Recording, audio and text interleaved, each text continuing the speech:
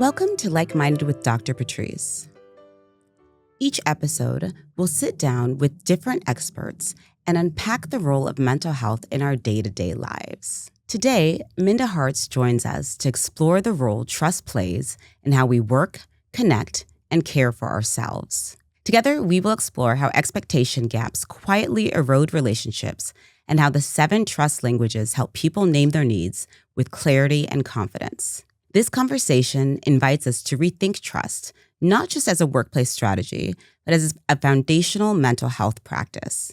Minda Harts is a best-selling author, workplace consultant, and sought-after keynote speaker, revolutionizing how organizations build trust. She is the author of The Memo, Right Within, You Are More Than Magic, and her latest, Talk to Me Nice, the 7 trust languages for a better workplace.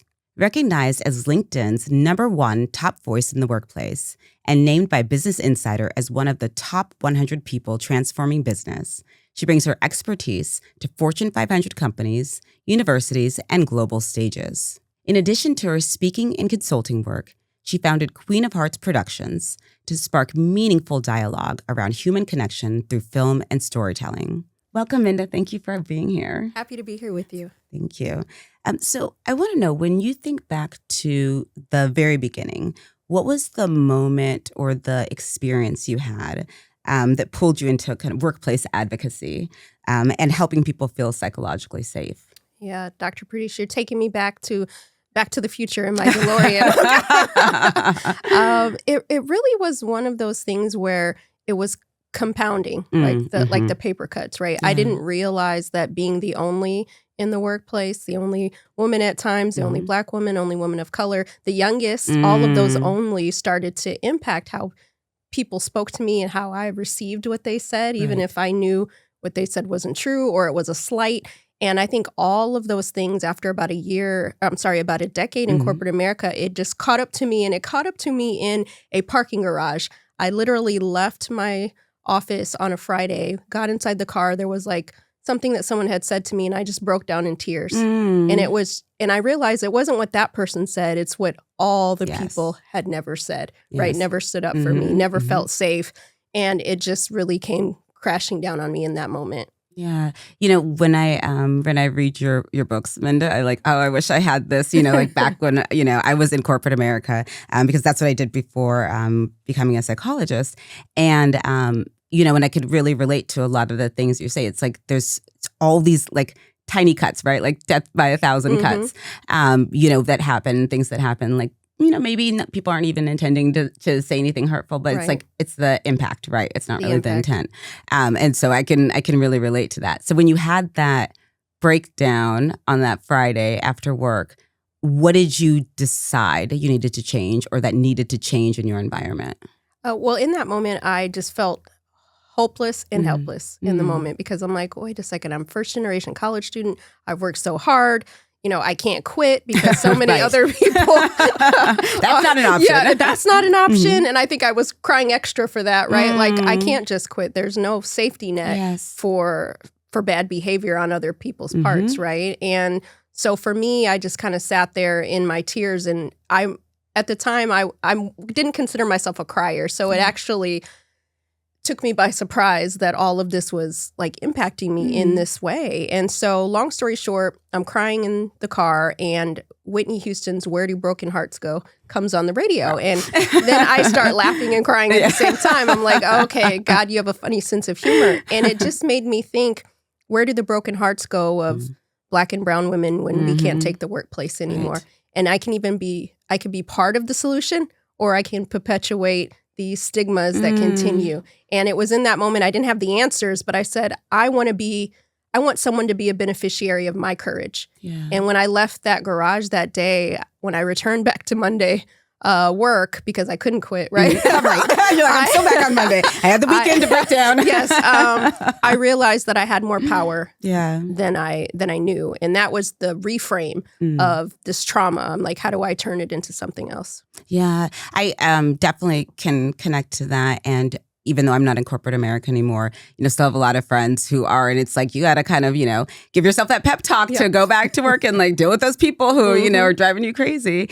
And feeling like, to to your point, either there's no safety net or there are people like a community like counting on your success, like in a greater way, right? That you go to school, you get the good job, you have the title, you know, you make good money, and it's like, okay, right, we should be happy. Yep. And if you're not, where are you going to get sympathy for that, right? And so how do you, like when you went back on Monday, deciding that you were going to be part of the solution, tell me then about your transition then out of corporate life into what you're doing now. Well, it's funny because that moment, I still was in my job for another 4 years before I was able to fully transition out. So it really was a lot of pep talks and a lot of, okay, I was trying to make this job work for everybody else, but what would it look like to work for me? That's interesting. Okay. So instead of just sweeping everything under the rug, how do I have better conversations, right? I don't have to be conflict adverse.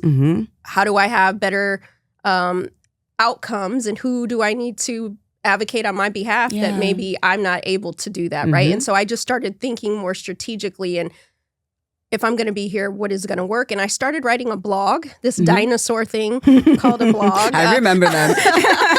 And it was just talking about what it's like to be me. And I thought, if I'm experiencing what we now call micro and macroaggressions, is maybe somebody else experiencing this? Or how do we ask for more money? Just all of the kind of nuanced conversations that we were having separate, our guests in private, right? And I wanted to bring them to the public. And so I started this blog called The Memo. And every week I would write about my experiences as a woman of color in the workplace. And eventually all those Monday memos became my first best-selling book, The Memo. And that's when I was able to depart. Okay, so that's interesting because it's like it starts also something as you're doing for your own like well-being, to be able to share those experiences, but also, you know, knowing that if you're feeling like that, then probably other people are as well. And so like, how can I help me, help you, help all of us kind of, you know, that sort of feel like we're not in it alone, you know? So I think that's also something really powerful. Like you're thinking about everyone's well-being, you know, and that can kind of propel you forward too, you know, when maybe you don't have the energy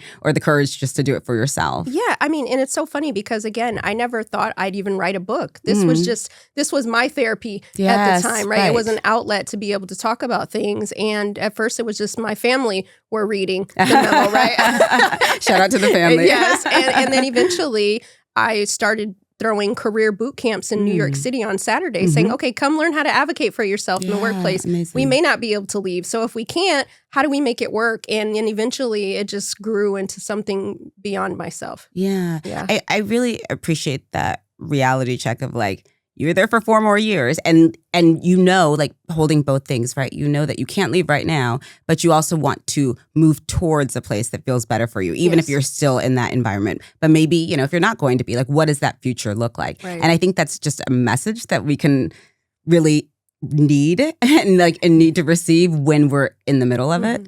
You know, and you're like, okay, well, is this like the next 20 years? Like, you know, that seems like a lot, you know? But like, while I'm here, how am I going to think about the future and like the changes that I want to make? Yeah, I call it healing while you're in hell. So you got to figure out how to make that work, right? Because a lot of us are there for various reasons. Maybe your last child is going to college, right? And this is part of why you're here, right? So a lot of us can't just chuck up the deuces and walk out, right? As much as you might feel like you can do it in your head, but you know, in reality, yes, you can't just do that. So, you know, you mentioned your experiences as sometimes being the only, and I have definitely been in those rooms so many times. I had like my assistant, you know, mistaken for my boss, you know, like, really? Okay. But that's kind of where your work began because that was like your personal experience. And we both witnessed like the toll that can take on you. As DEI has become like increasingly like politicized and misunderstood, you've really evolved kind of your offerings and like maybe the way that you're teaching people to like understand all the dynamics in the workplace. What does this kind of shift kind of reveal to you about teaching and learning, you know, with groups? Yeah, well, thank you for using the word teacher because I do see myself as a teacher, right? And for me, I started to look at the conversations that weren't being had in terms of, yes, maybe DEI isn't at the forefront of most conversations or in companies anymore, but what's underneath that, right? And even before we started hearing these mandates, I started hearing people tell me, oh, I don't trust my company or I don't trust my colleague. And I thought, well, that's interesting. What's underneath the reasons why, right? And I started to think about trust is a global language, right? So we're talking about, yes, what it's like to be a Black woman at work, but I essentially was talking about when trust is eroded, right? And I thought, okay, how can I anchor this conversation in a way that everybody understands it? And that's trust. You may never know what it's like to be a Black woman in corporate America or in nonprofit, but you do know what it feels like when trust is gone and when it's present. And that started getting me to think about, oh, it's really not trust, it's a communication issue. And we have an expectation of each other that we may or may not be aware of. And what if we were able to learn each other's language to get to a better harmonious place? Yeah, it really reminds me of like a lot of the work that I do with couples where people are like, you should know what I need because you love me. Like, that's not the way it works. Like, you know, just because you love someone doesn't mean you're a mind reader, right? And so how do you get people to have those kinds of courageous conversations? Because, you know, you use the word like conflict and not being conflict averse. And people are, you know, in the workplace, like you don't, like, if you're sure you want to start something with someone, you don't know how they're going to receive it. How do you talk people through having the faith to have those kinds of difficult conversations? It's hard, right? I mean, it takes courage because we can only control what we bring to the table, right? But what I tell people is, remember that old saying, it's not what you say, but how you say it. So what if we reframe how we say it? So, for example, we hear a lot of conversations around the generational divide, right? Oh, those millennials, all those Gen Zs, right? It's like, okay, well, prime example, yesterday I was at a speaking engagement and somebody said, let's talk about those Gen Zs. They just want everything and they don't want to put the work in. And I said, well, what do you think that does to trust if that's constantly being told to that group?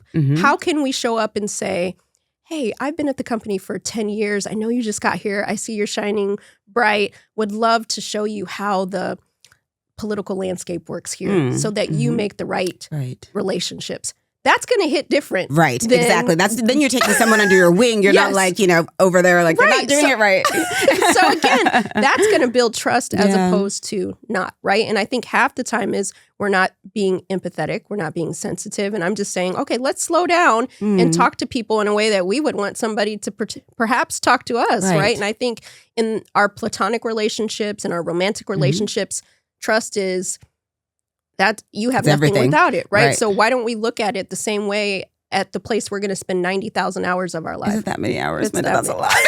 Well, the way they're doing it now, Doctor, we might be there. Oh, no, that's a lot. Oh, God.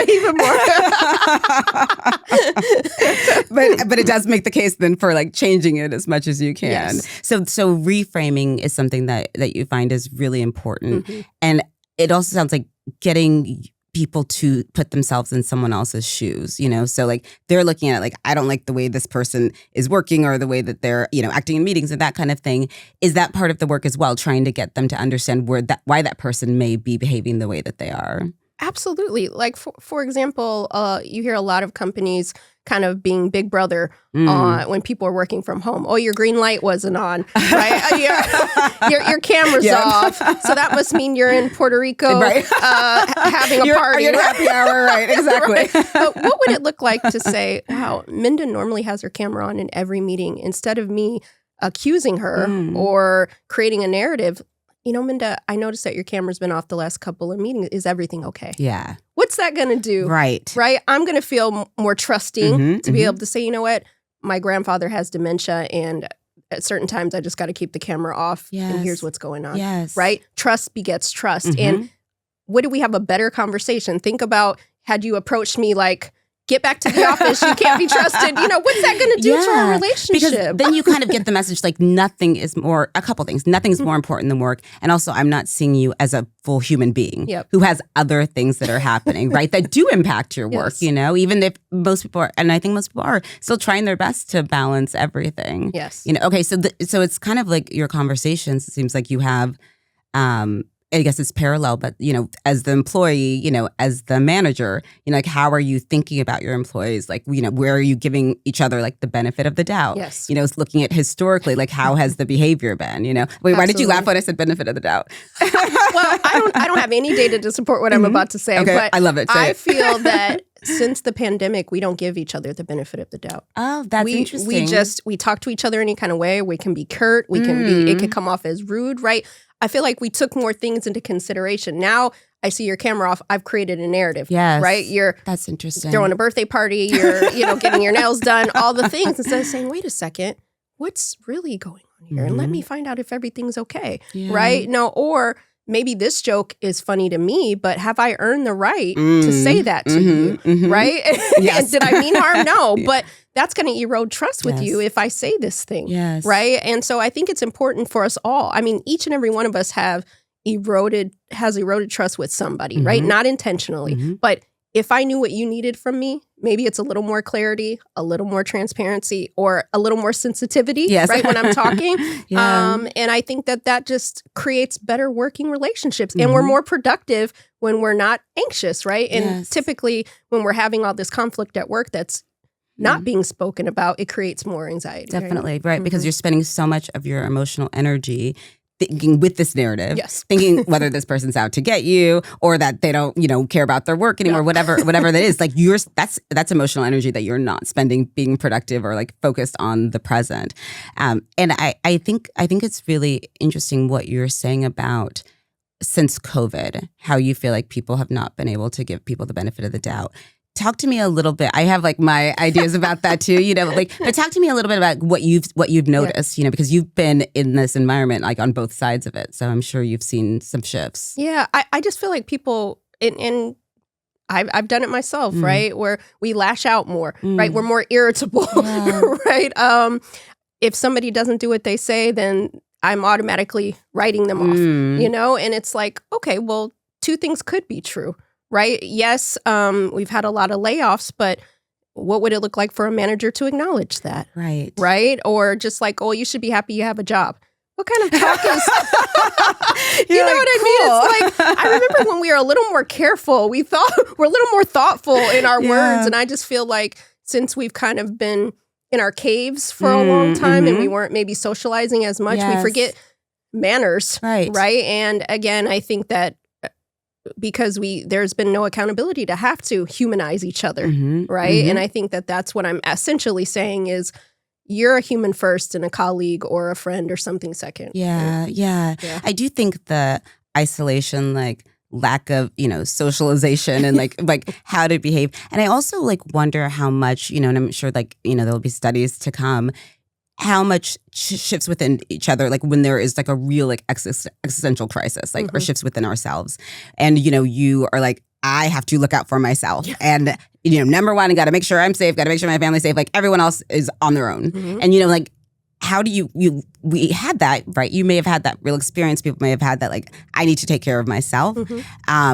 Because there was a crisis, it was a pandemic that was real. But now, if we're all back together, like, how do you kind of shed some of that stuff that is not working in this environment anymore? Like, acknowledge it, right? And say, like, okay, maybe at the time you did need that to survive, right? Like the same way, like, we talk about trauma, and I think for a lot of people it was a traumatic experience, but you did need that coping mechanism. It was something you needed, but now.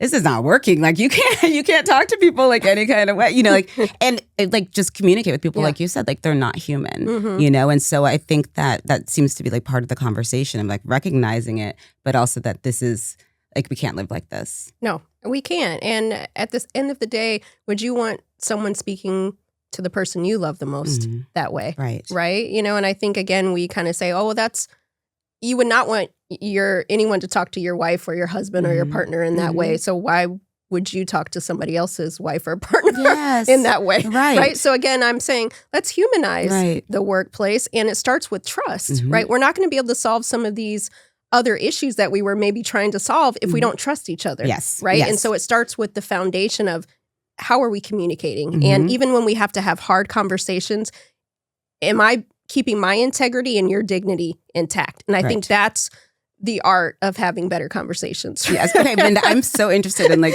what kind of phone calls do you get from companies where we're like, please come and talk to us. Like, I need to see you. Like, you need to come and talk to this group and like straighten us out. Like, what kind of things are people like really struggling with, or companies struggling with now?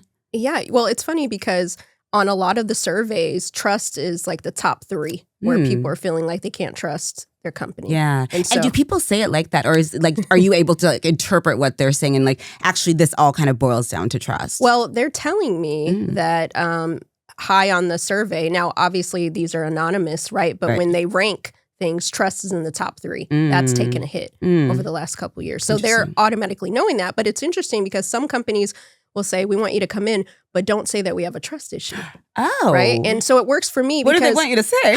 They're like, we like you, like confirming that everything's great. Right. Well, because I think when we look at people as dishonest or not trustworthy, those behaviors, then that's a negative thing, right? People look at that as a negative thing. And so that's why I love the trust languages, because it's less about trust and more about communication. Yes. So they're like, so lean on, so we'll brand it as communication and team cohesion or some of those things. I'm like, you could call it what you want, but at the end. So I'm going to teach you the same stuff. We're still talking about that, right? And trust is underneath it. And I think that's the issue, is like nobody wants to be deemed as untrustworthy. That's true. Yes. Right? And we all want that. But you also have to demonstrate what trust looks like, right? So I love that companies are starting to find the work and saying, you know what, we can have better conversations. We can have better productivity. We can have better team cohesion or performance reviews. I'm getting a lot of calls around that time because that's when trust takes a hit during those annual reviews. Yes. Right? And I think a lot of things happen, you know, it's that if there is an issue, you would hope that it would be brought up before the annual review. So I think a lot of times people, you know, and I've talked to people about this, you know, seen this, is that you've been thinking about this all this time. We could have just had a conversation, you know, rather than waiting. And I think that's the same kind of thing. And then you're like, oh, like, I don't trust you. Right. Because you've been holding this over my head. You've been thinking about this every time you see me, and you wait, you know, months to say something about it. So then not giving the person the opportunity to shift, right? To make changes. Absolutely. So I think that's something that's really important for people to look at differently, you know, not waiting until that end, you know, thing, right? It's funny because when I think of, I have a 9-year-old, and when we do like the teacher meetings, you know, each term, I'm like, I don't expect any surprises, because I assume that if he's going around like beating people up on the playground or something, that you are calling me that day, right? And so I'm expecting that everything's smooth sailing, because you do have that kind of, if something's important, then let's talk about it. If it's not important and it can wait, that's fine, right? But like, you know, that's maybe an understanding I have, but maybe we haven't communicated that to each other. Absolutely. Okay, so let's talk about the trust languages, because of course, you know, I do love the love languages, and I know that was your inspiration, you know, so talk me through that. Yeah, so again, if we have languages for our other relationships, then what are those for the workplace? And so a few of them are transparency, clarity, and honesty. When people would tell me they didn't trust something, I'm like, oh, what you're really saying is you need a little more clarity. You need a little more honesty. What would it look like to ask for that, right? And that's self-advocacy. Another one is demonstration. Does our behavior align with our values? So if I say that we promote from within, but you see that. Like my last 3 bosses. But the last 3 have come from outside. What does that say to me as an employee? Do I have a space here, right? I'm not going to trust you. But if you say, you know what, I know that you've noticed that we've hired the last 5. Our next one, we're going to intentionally, we apologize for that, right? That's going to bring trust back into, and another one is follow through. A lot of times people don't trust each other because we're not closing the loop, right? We're leaving people on read, right? We're ghosting people. You said you were going to make that introduction and you still haven't made it, right? And I don't want to remind you, but then now you've said, oh, I'll introduce you to somebody else. It's like, I can't trust you to do that. And so a lot of it is, we just want people to keep their word, right? And what would that look like? And if you can't keep your word, to come to me and say, you know what, I thought I was able to pick up your dog from daycare. I can't now. Can let me help you find somebody else, right? And those are the things that enhance trust instead of erode it. And we do them all day long. Yes. Not intentionally, again, but if we could just modify some of those behaviors, what is that going to do to how we have conversations and how you see me and want to interact with me? Yeah, you know, when I'm working with clients, I try to get them to think like it's not that, especially with couples, it's not that you never want to have conflict. Having conflict is fine. Where the work is in repairing that, and that's what builds stronger relationships. Like you don't want to never disagree with anyone. Like, I mean, even, and I would say in the workplace, it's the same. I hope that you have different ideas than I have, and so that we're like, oh, well, I didn't think of it that way. But we can kind of come together and it's like, okay, and if there was a misunderstanding, then how do people repair that? Because I feel like that's really like a skill that a lot of people don't have, Minda. So when you go into, a room with people, like, I got to teach you a lot, that maybe you've never seen modeled properly, like either, at home, like with family or in the workplace. Yeah, I mean, absolutely. Again, oftentimes when we do, and you're the doctor, you're the professional, but we shut down sometimes, yes, right? We do. Absolutely. You know what happens to people. You see a lot of people. We absolutely shut down. When you feel defensive, I can't hear you. I don't know what you're saying. It doesn't matter. I'm thinking about what I'm going to say next to prove you wrong, right? And tell you all the times you didn't do what you said you were going to do, right? So so you shut down. So that we shut down, or we take it as a critique, right? And so once we bring that to the table, we can't, like you said, we can't hear each other anymore. And so I'm asking for people to take things into consideration. Okay. Are they telling me this as an opportunity for growth? Or are they telling me this to make me crash out all day? Because either could happen or both. And if I'm not prepared to respond to the information that they said, I want to think about what you've said to me a little bit more. Can we have a follow-up conversation later or next week? This is a surprise to me, right? I don't have to be combative with you, right? Or I'm going to give you space to be able to respond, because just because I tell you something doesn't mean it's true, right? And so you might have a different perspective. Case in point is those performance reviews. I'm telling you that this is what I see in your workload. And you might say, actually, you might have forgotten about I was on sabbatical for the last 3 months, so I wasn't able to meet the same marks, right? And we have a conversation, right? It doesn't have to be like now I'm throwing my hands up and walking out and we never have to engage. You're my manager or I report into you, so I have to. But again, hearing people out and still, even when you have to have a difference of opinion, we can still look at each other and say, okay, I hear you. I may not agree with it, but I don't have to demonize you. Right. I don't have to talk down to you. I don't have to be dismissive of you. I don't have to now not give you your promotion. Right. And I think that's the case. Like, we just don't necessarily have the practical tools to say, let me sit with that, right? We feel like we have to respond. You do, right absolutely. Away. Yeah. No, and I think that was like a really lovely way for people to advocate for themselves, right? Because otherwise you end up in this moment where you're like, go back, later on. I wish I'd said this. Yep. Why didn't I bring this up? Because you're overloaded. Your emotional system's overloaded and you can't think rationally about all the things that, like, not in an argumentative way necessarily, but that maybe kind of dispel some of the things that are being said, because you're just like, your system is just like, it's not in a good place.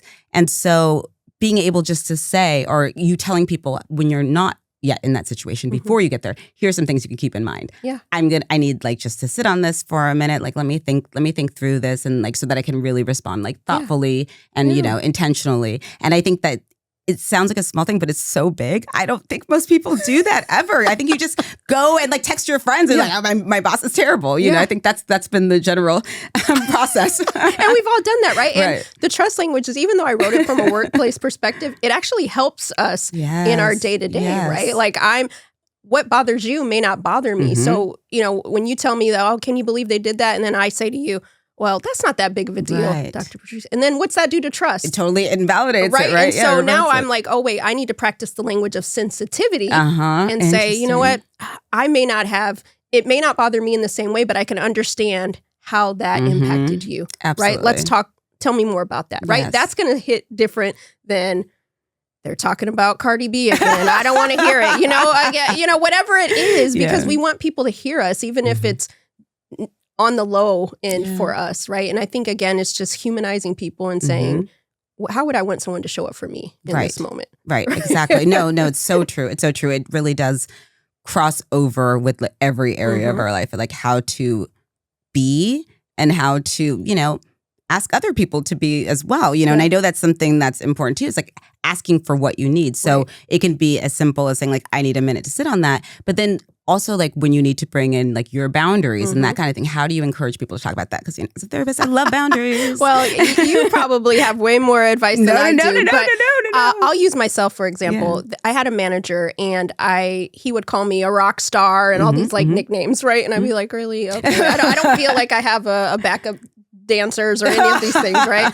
And I would get so frustrated with him and I'd say to myself, I can't trust him. I can't trust that he is speaking my names in the rooms that I'm not in, right? That he's elevating me outside of just lip service. Okay. Right? And I realized when I kept saying I didn't trust him, what was underneath it. And what I self-reflected on is that he never gave me any feedback. And so part of that, I'm like, oh, well, if he gave me feedback, would that enhance the relationship? Would that enhance the communication and the trust? And so I said, okay, let me try to have a conversation, right?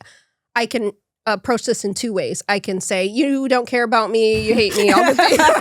And I kind of hate you too. Yeah. Like you're not thinking about me, you're thinking about Tom. And, we could go that way. Yeah. Or I could say to him, I really value during our one-on-one meetings when you provide me feedback after I finish a project. Do you think that we could schedule some more time so I can understand if I'm on the right track or if there's some ways for improvement? And he said to me, oh, Minda, you're an independent woman. I didn't think you needed that. No news is good news. And so, again. That was his story. That was his story. He doesn't want to hear news. Right. Yeah, so. He's like, I didn't think you needed that. Right. And I'm like, yeah, I do. And so then we were able to have a better relationship because the expectation gap was closed. Yes. Right? And so again, it's not what you say, but how you say it. If I would have went rogue on him, right, I wouldn't have gotten that the same return. So I think, again, if we sit with our feelings, how I felt was true. Yes. How he felt was true. Yes. But there was a misunderstanding, a misalignment. Right? So I could have that conversation and he still not give me any feedback, but at least I can say I advocated for myself. Right, exactly. And, he may have thought him calling you a rock star was feedback. He's like, well, you're doing great. And for you just knew you needed something more. So part of the work is encouraging people to like learn for themselves what they need. Yep. And then how do you ask for it, in a way that it can be received by the other person. Okay. Right. All right. So feedback is an important one. You mentioned transparency. Talk to me through some of the other ones. Another one is security, right? That's the psychological safety. Yes. That's not just physically. If we live in a place like Los Angeles, of course, if you work in a building, you want to make sure that if an earthquake happens, you have the proper capabilities to exit the building the way or get underneath what you need to feel safe, right? We would not question that. But what about the security that comes with your intellect? If I'm in a meeting, do I feel safe enough to give my ideas? Right. Without somebody taking them and making talking over you and being like, oh, yeah. Right? So now my intellectual security is eroded. And now I'm like, well, I don't trust the people I work with because Gina took my idea 2 weeks ago and nobody ever said anything about it. Right. And so again, that may be the reason why people don't trust. And so if I am a leader or a colleague, I'm going to say, oh, Dr. Patrice brought that same thing up last week. Do you want to add in on that? Right? Like I'm going to bring trust back into the room. I'm not going to allow that behavior to continue to erode team dynamics. Right. And I think those are the things, again, that we don't, the micromanaging, right? That also erodes trust. That means I don't have the psychological safety to do my work without you hovering over me, right? But how do I tell someone, I don't like when you're hovering over me?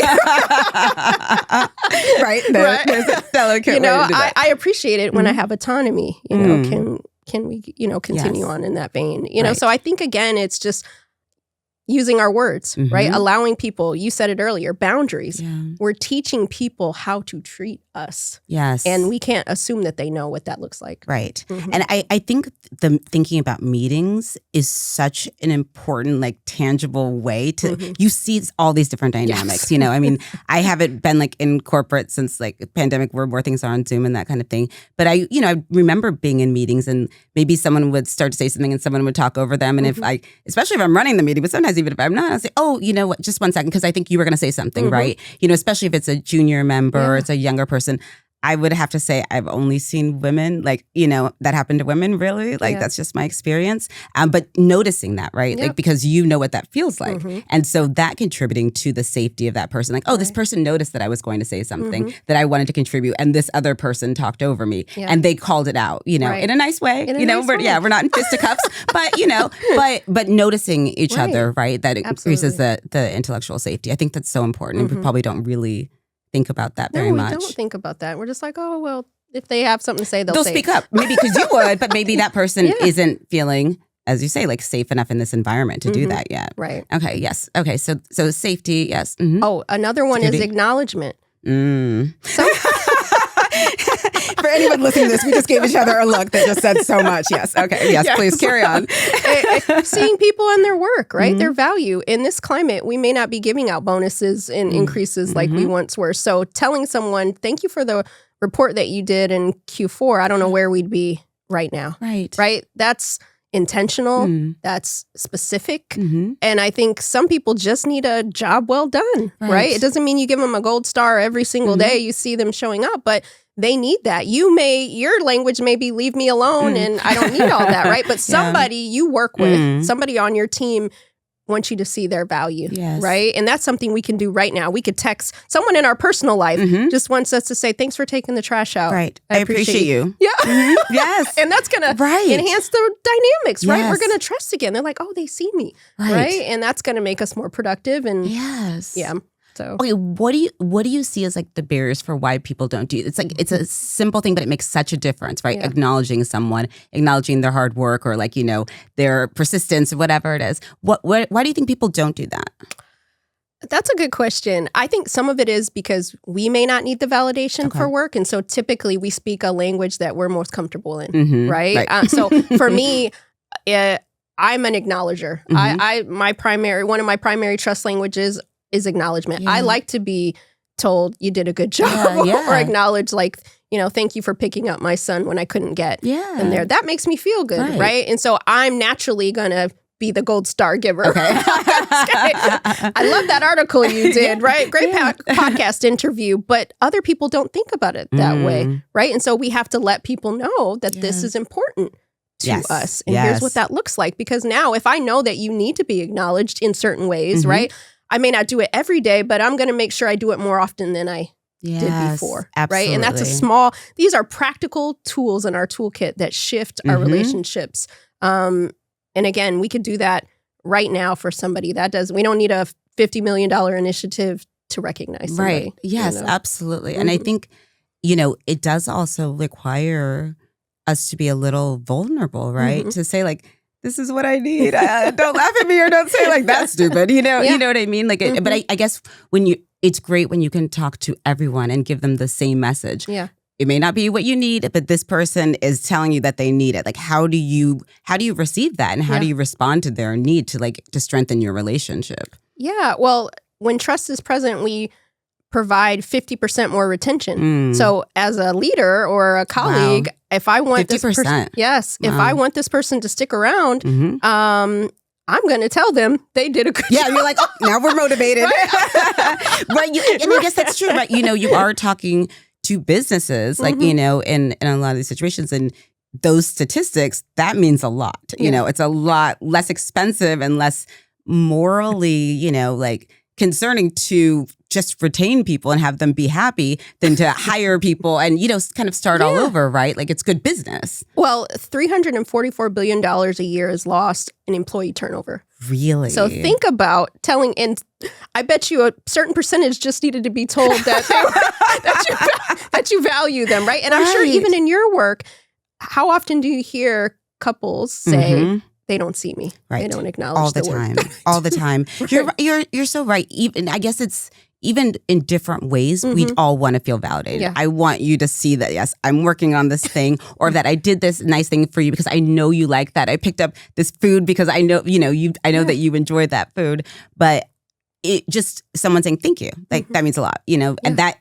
It can just be that, and not with any ulterior motive, but just like, yes, because you're a human and I see you making an effort and I see you noticing me and I want to notice you. Yeah. I used to have this manager who would always throw us pizza parties. And after a while, I'm like, we're too grown to be having pepperoni pizza every other week. And then I sat with it. Speak for yourself. I love pepperoni pizza. I love it too. I literally could eat it every day. But I was like, oh, my waistline, it can't appreciate this.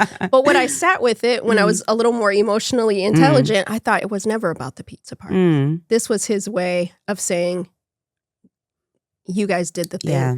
Thank you. I'm not able to give everybody a bonus or a raise or a promotion, but this is my way of saying thank you. Yeah. Right? And so I appreciated when I sat back, I'm like, oh, it was never about the pizza bar. I'm like, why can't we have In-N-Out? Yeah. It was about, this was about him saying thank you. Yeah. Right? And I realized, okay, that was probably his primary trust language. Right? And he was showing that to us. And if we just pay attention to the cues, right? Yes. I know some people say, well, man, that's just another thing I have to do. But if that's going to enhance trust, it's one thing we get to do. Yeah. That's really interesting too, because there's a couple opportunities. One, to like look at that a different way.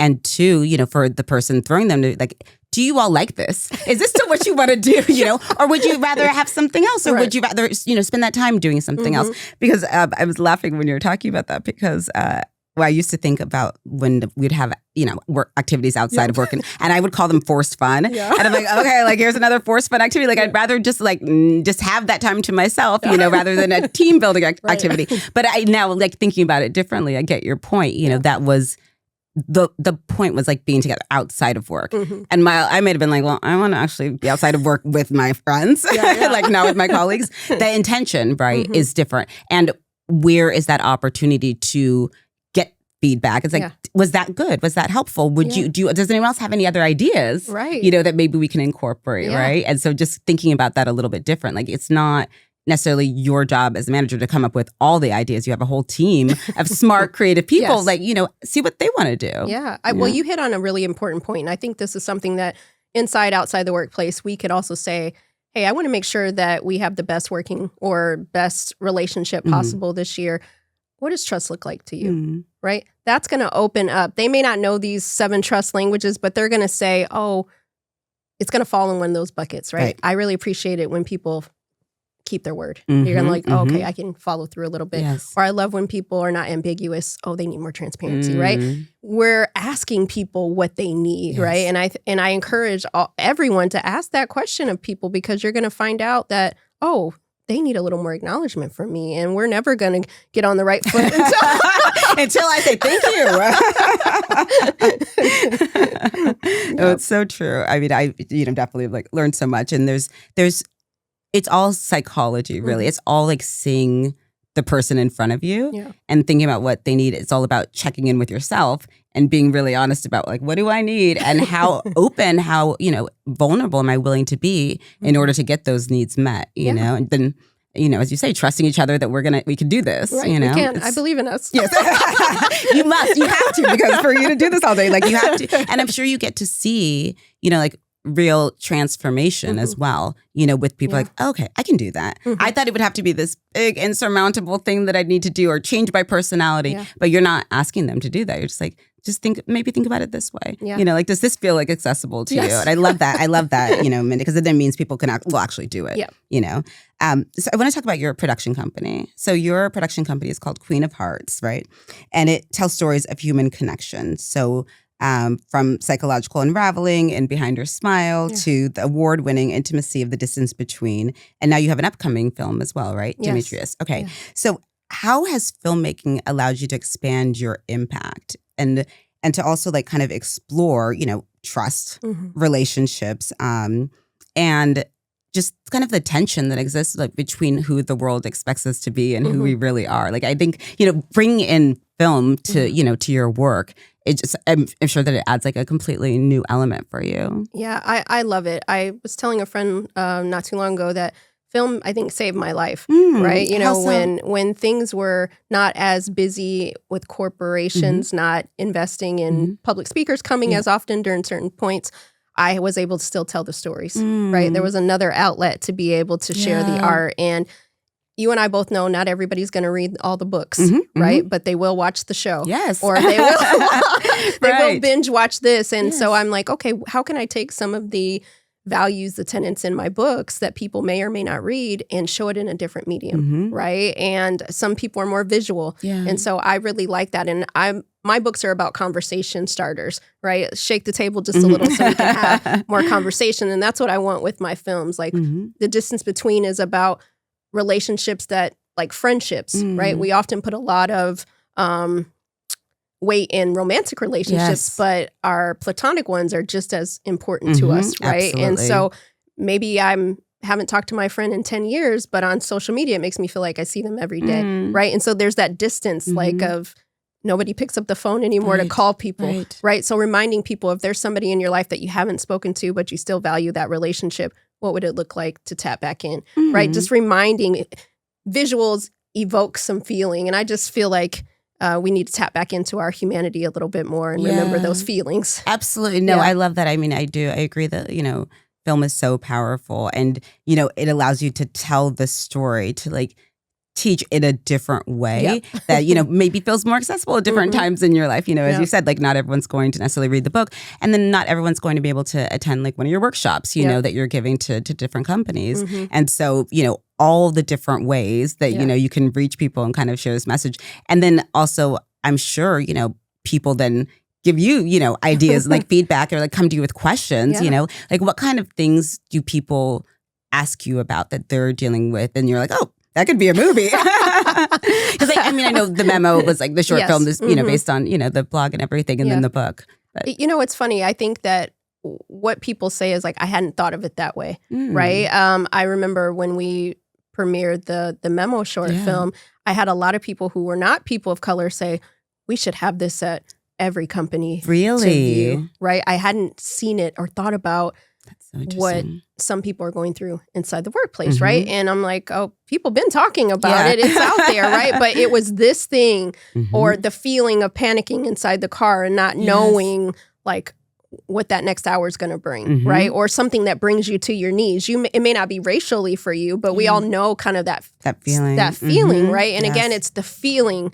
Beyonce said the feeling is everything in one of her songs. And I feel like that feeling is everything. And if we can get people to feel, then it's not just them over there. It's like, oh, now I see you. It's actually right here. Right. And I see me in this. Yes. I can relate to that feeling. Yeah. And so, I think that really does, it just really broadens not only your reach, but I think for people to do a little more like introspection, right? Where you're not feeling like, okay, someone's telling me these are all the things that are wrong with me. So like, now I'm feeling defensive, but it's like, you're just watching, you're enjoying this. You're like, oh yeah. Like I know what that's like. That's, that's a terrible feeling. Terrible, terrible. I love that. It's not just race and gender. I don't love terrible feelings. You know what I mean? It's not just race and gender. but the friendship, right? I was at one film festival and the audience just happened to be primarily baby boomers, right? In that particular audience. And they're like, I hadn't thought about there's friends I've had, 50 years that I need to call and check on, or Facebook. And it's just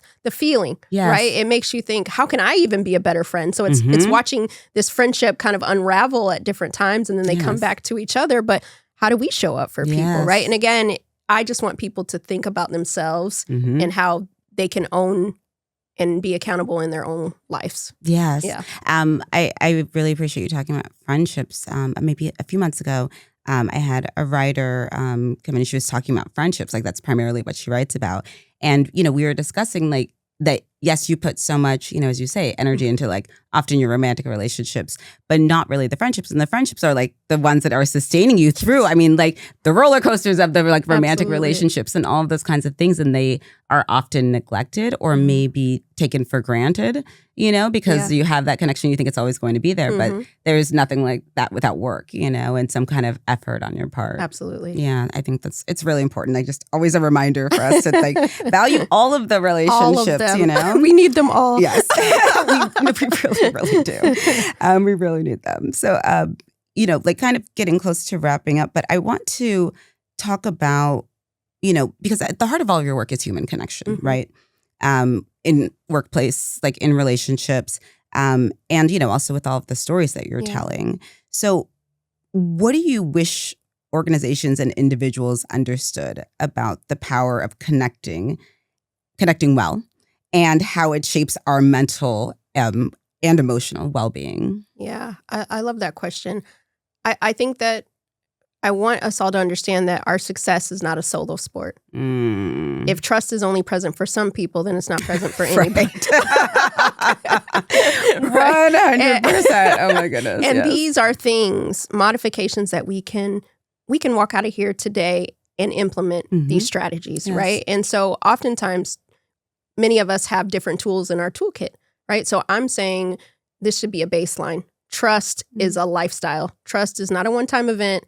it's the culture inside of your workplace. And so why wouldn't we want to invest in our relationships, right? And again, trust isn't just we put on our favorite robes and we play our favorite songs and fall into each other's arms, Please, no trustful. Trust is good for business, right? And so I want people to know that it's not a foo-foo thing. Trust, the data shows that companies are more return on investment and they're also able to connect with their stakeholders better when trust is present. And we see that in the world today of companies who are trustworthy and then some who have taken a hit because people don't trust them anymore. Absolutely. So, it's out there for you to see, not just taking my word for it. No, but it's true. Like there's really, especially now, like there's no hiding. No. Right. And so someone will find out, someone will call you out by name. And so you don't want to be that company, that manager for all the reasons, right? Just because you want to be a good person in the world. And, you want people to, even if, they've moved on to other careers and things, remember what did I learn from that person? How am I going to bring that into whatever I'm doing now or the relationships that I have now? You want to be that person, not the one you remember for the bad reasons. Also, part of that, Dr. Patrice, is that when we don't provide that opportunity for people, we don't get the best out of them. And so let's not get in anyone's way to do their best work in the workplace. Right. And I think that, again, that reframing is it's so important, right? It's this is another way to think about that. Why you might think it's woo-woo, but here's some stats to tell you it's not. But also look at how that carries over into the kind of team that you want to have, the way you want people, the morale that you want people to have, the retention, all of those things. That's only good, especially for spending 90,000 hours. I'm not going to forget that number. Then you definitely need to have the trust. Just one last question. You've mentioned about, the things that you've seen in environments, and you started talking a little bit about, when you felt that moment, I am done, I'm crashing out. When you think of your own mental health journey, what are you kind of learning to trust in yourself right now? Yeah. When I was going through that in the workplace, it was around the time I started therapy. And I realized that I can't carry this on my own. And I needed to talk to somebody about it. And I realized that healing is a lifestyle, right? And that's something that, because I still talk about a lot of the traumas that I experienced. So I would be reliving those moments and my nervous system would be responding to that. And so I'm also learning to give myself grace, right? And if I'm not able to talk about it every day, even though it's happened so many years ago, it's still, the nervous system remembers. Yes, right? Absolutely. And so what I'm learning is to be softer to myself, right? Maybe I can't book 5 talks back to back in the week to talk about the traumas that I once had. Maybe it's only 2 times, 3 times a month, right? And that's okay, right? Because that's what I need to decompress and restart. And so I think for me, realizing that, yes, this is work I love doing, but I also have to take care of myself in the meantime. Right. And then being able to trust yourself that you can take care of yourself and that you will. And I will. And that you will say, no to things when you recognize that this is not good for me. It's not sustainable. It's not the way I want to walk through life. I love that. I've learned to trust myself. I love that. Thank you. That's really amazing. Okay. Thank you so much. Oh, wait, hold on. Acknowledgement. Minda, I really appreciate you. No, because I know you're busy it really does actually mean a lot to me that you're taking the time to be here, and to share your story and just get people thinking about things in a different way, because otherwise we can get so in our heads and just this is awful. I hate it here. But yes, I will be back tomorrow morning, Yes.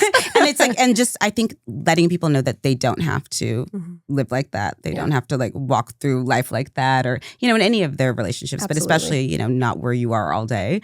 And so I think it's just really valuable what you're doing. Yeah. So well, thank you for seeing me. Yes, absolutely. Okay. So, I mean, because I know you have a lot going on. So if people want to find out more about what you're working on, where can they find you? You can go to mindaharts.com and you'll find me on all the streets that you like to play on. All the streets. Thank you so much for being here. I really appreciate it. For more on what I'm doing, you can follow me on TikTok or Instagram at Dr. Patrice Lagoy. And if you enjoyed today's episode, please like and subscribe. And also would love to hear feedback or ideas for future shows. Thank you for listening.